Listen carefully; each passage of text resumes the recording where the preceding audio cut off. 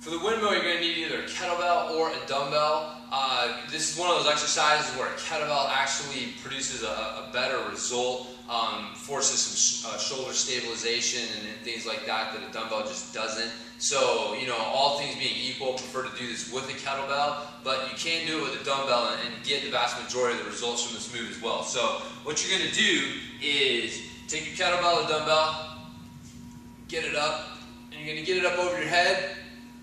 And then what you're going to do, start with your feet about shoulder width apart, and you're going to turn both feet away from the kettlebell. So I got this in my right arm, so I'm going to turn my feet to the left. And then what I'm going to do is I'm going to run this hand down the inside of my leg and try to touch the ground, the inside of my heel, and then bring myself back up. So what you want to do is drive this movement from the hips. So it helps to set the hips, like push your hips over to this support leg here, and then continue to push the hips out and lower yourself down, and then drive yourself back up. So you have to drive this movement from the hips. So when you do this properly, you're going to feel like this kettlebell is traveling straight up and down, as opposed to when you're leaning into it with the shoulders, you feel as if your weight shifting to this leg here, the kettlebell is falling forward rather than being nice and stable and going up and down. So that's what you're looking for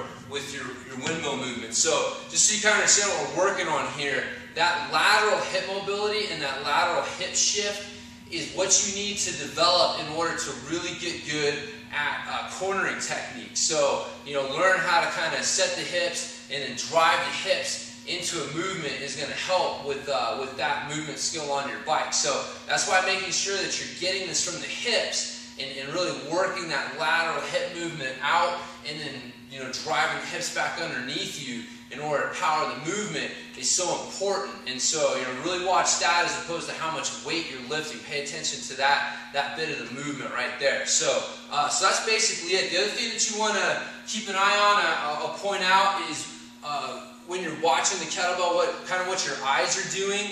And so whenever you're standing up, you want to have your eyes forward, so you got something on the horizon to help you get your balance, your help with proprioception and stuff. And so again, turn your feet away. Now, as I start to go down, I'm going to look up and keep my eye on that kettlebell, and then bring myself back up. And so you kind of have to switch your vision from being focused on the kettlebell or the dumbbell that you're using to the horizon as you come back up. So the other thing you want to watch is that this shoulder stays down away from your ear. You shouldn't feel like you come down and then as you come back up, you end up with this shoulder up by your ear. That means that you lost the stabilization with that upper back and went into the neck to help stabilize this movement. So if you find yourself doing that, then you need to decrease the load. So really watching that you're able to power this movement from the hips, and you're able to keep those shoulders packed down as you're doing this, is what's going to give you the results on the trail that you're looking for, not necessarily just moving a bunch of weight. So anyways, but that's how you do your windmill.